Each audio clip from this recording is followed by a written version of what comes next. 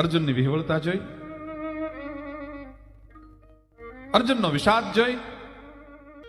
આજે અર્જુનને ભગવાન કૃષ્ણ ચંદ્રમણી એમ કે છે કે હે અર્જુન,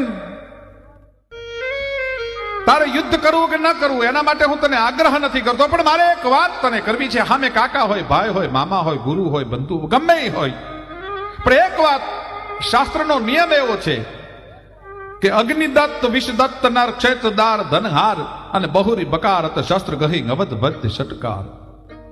આ 6 જણાને આત્તાઈ કહેવાય છે. અર્જુન, હે પાર્થ, હે કિરીટી, સાંભળી લે બાપ. અગ્નિદત્ત, વિષદત્ત, નર અને ક્ષેત્રદાર, ધનહાર, તારે યુદ્ધ કરવું હોય તો કરે, એની માટે હું આગ્રહ નથી કરતો,